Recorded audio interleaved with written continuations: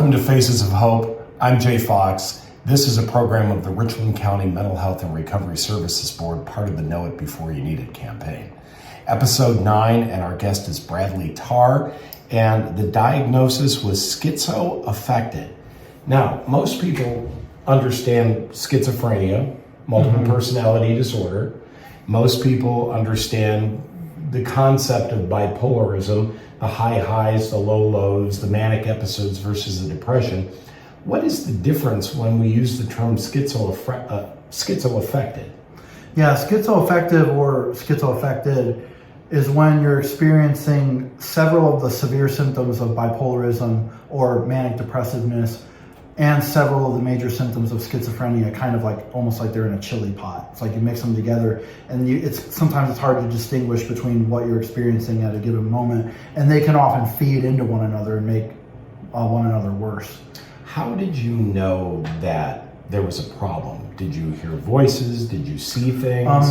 The first time my illness ever manifested was on the depressive season side of things when I was 11 years old in 4th grade. And it was triggered by, there was some family turmoil going on in my family, but there was also a lot of stress with the upcoming proficiency test. And what happened was, as I was seeing things that weren't there, I was hearing voices that weren't there, telling me to hurt myself or sometimes to hurt other people. And I fell into a very depressive, season where I felt apathetic all the time. I had a loss of interest in my hobbies and passions. I was lethargic, and I just wanted nothing more than to sleep and to eat and to do nothing else. Do you remember the first time you heard the voices?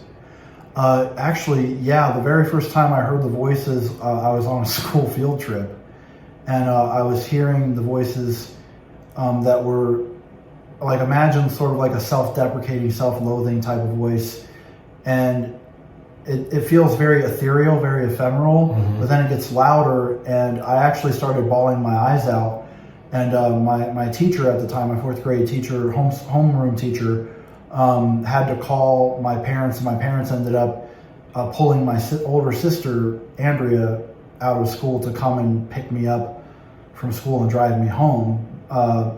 It was very frightening. Sure. Very frightening because... Was it a voice that you recognized, or was it just a sound? Well, it definitely wasn't a type of voice, like we all have an interior voice. Absolutely. But it wasn't like a voice that sounded like my mom or my dad or my conscience, or it didn't sound sort of like a voice that, like, it wasn't like an episode from The Prince of Egypt where like Val Kilmer is both the voice of Moses and the voice of God. It wasn't. So it didn't no sound demonic possession. It didn't feel, as someone who was raised in a very religious setting, I knew that it probably, I knew that, like, I was, like, in a pretty good place there. So, like, I hadn't invited anything in. So I at first, there were some people that were friends with our family that thought that maybe it was spiritual in nature. But after several weeks of these voices and these depressive symptoms, we inevitably sought help from the center. And that's when they took me to Akron Children's Hospital for a couple weeks, and they got me on Remeron, antidepressant medications. And actually from 4th grade all the way until 8th grade, I was just on Remeron, and that actually really did the trick. Okay, so you were okay for a period of time. Right, and that's, usually it is about once every 4 or 5 years where you may end up going symptomatic again. You could be using all the coping skills in the world. Like, like I go to confession, I pray the rosary, I read my history books, I journal, I exercise. But you can use all the coping mechanisms and be doing a very fruitful thing with what you're doing in your personal life. But even then, a lot of times, especially people that are bipolar or schizophrenic or anything similar to these things, every 4 or 5 years you might go symptomatic just because your body has become so immune to the mixture of meds that you may need a visit to the hospital just to get your medication, readjusted. Okay. At any time did the voices tell you to harm yourself? From whenever in 4th grade, and then when I had some depressive seasons in my freshman and sophomore year of high school, yeah, they did tell me to hurt myself. Did you act upon that, or did you have ideations? Sometimes I cut my arms, but thankfully, looking back, those cuts were not too deep, and they were mostly superficial. Right. It wasn't any like very deep mutilation, like thank goodness. But yeah, I did do some types of self-harm in those times. And that's what, you know, obviously very much frightened my parents and my siblings, because they didn't know if they were going to lose me. Right. Now, the body goes through changes periodically as we mature.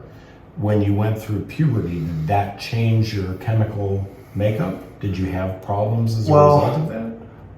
I do remember that all through my high school years, whenever I got, you know, counseling and therapy, there was one time when I was with Dr. Berggraf, actually, over at Family Life, Yeah.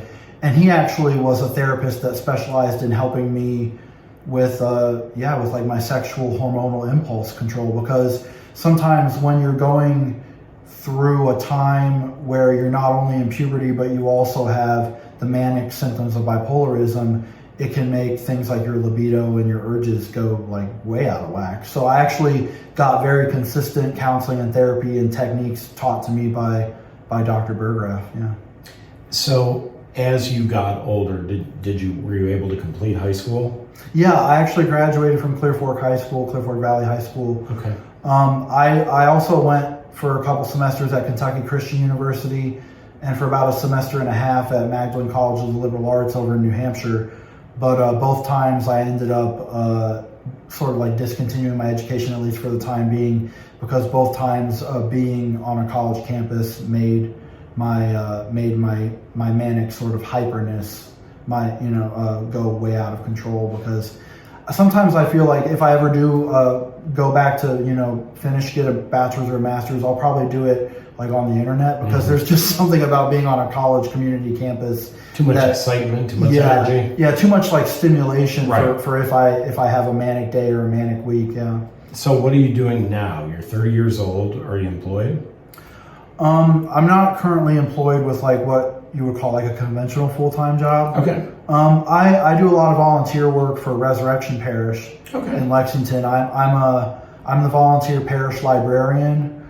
They call me the heresy detector. Okay. So before because a lot of times you can get a lot of theological and philosophical donations from every which source, and I just make sure that they're kind of like up to snuff when it comes to theological this and canonical that before we put them on the shelf. And are you living at home still? Yeah, I actually I live with my mom. Thankfully, I live in a country where we're very blessed to have a government that, maybe not all the time, but our government at least is doing really good helping me right now, because I'm on SSI disability. Okay. I worked at several different restaurants and like 3 different factories, and I worked at a Kroger for a while. I lived in Columbus for a little over half a year. But inevitably, whether it's within the first few months or even within the first several months, sometimes the stress of having a conventional full-time job can make me go very symptomatic. So actually, I've been on SSI now. My mom and I do a really good job, like, divvying up who pays for what and all that stuff. So. Right. So are you able to see signs or symptoms in other people that resonate with you, that are similar to your experience? And what's funny is that ever since I was 11, I've done a lot of reading and listening to talks on mental illness, because I have one. We're often interested in what echoes our experience. Absolutely. And actually, one of the things is that I actually learned that schizophrenia is more to do with like paranoia, insomnia, delusions, hallucinations, but actually multiple personality disorder, or it's often called dissociative identity disorder, is actually a separate diagnosis. Right. And like a lot of, sometimes people hear, but yeah, can you repeat the question? Because I kind of got lost. Oh, sure. My point of curiosity was, can you, when you look at other individuals, can you identify potential issues? Yeah, I've gotten good I've gotten good at seeing if someone is being overly sporadic or impulsive. Okay. I've gotten good at telling if someone got sleep or not, because So in 2019, in my worst symptomatic season before I entered the assisted outpatient treatment program through the county, one time I literally went like about 7.5 days with no sleep. That's a long stretch of insomnia. Yeah. Like that's the point where if you go maybe a handful of days after that, your body could slip into a coma. Oh yeah, your organs will shut down. Yeah. Yeah. So it's like a computer overheating. Yeah. Yeah. In thinking about yourself and the treatment modality that you went through with Catalyst, is this an easy subject for you to talk about, or is there a stigma? Because we're sparking the conversation. We're hearing a lot about anxiety and depression, PTSD with members of the military, but this isn't a subject we often hear about. Why do you think that is? I think that before you destigmatize something, you have to be honest about what happened before. My mom actually told me once, she's like, I'm so glad that you were born in the U.S. in 1993 and not 1893. Oh, absolutely. Because you would have been locked up. You would have been incarcerated or lobotomized, for sure. Yeah, so and also, for instance, I'm going down to a Columbus, Police Academy CIT conference on the 19th, and the big question is, we're calling the presentation "Stopping the Revolving Door" of Band-Aid hospitalizations and slap on the wrist incarcerations, and how many people are in our prison system that maybe need medication but they're not on it. But I myself have developed a bit of a thick skin to some of the stigma or the prejudice, just because I've dealt with it ever since I was 11. Yeah. The only time that I can recall schizophrenia really taking center stage was a number of years ago.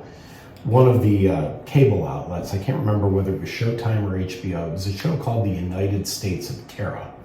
And it focused on this woman who was schizophrenic, had multiple personalities, and how not only it affected her life, but how it affected her husband and her children kids, and all of that. And her job. Absolutely. Yeah. And I really like how A Beautiful Mind won an Oscar for, I think it was for Best Picture. Yes, that's another one. Yeah, that one's a really good one. Words on Bathroom Walls was a really good one. I often recommend that one to people.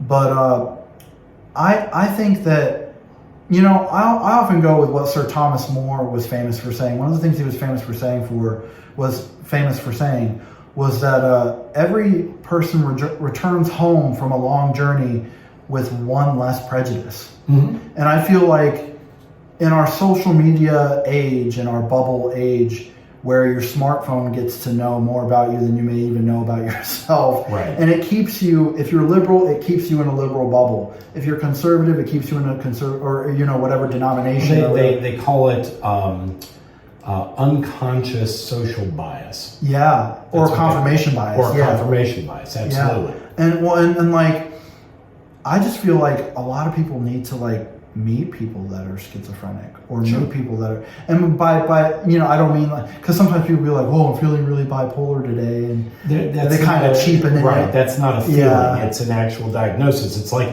when you say, I'm depressed, and somebody says, oh, you're down, get over it.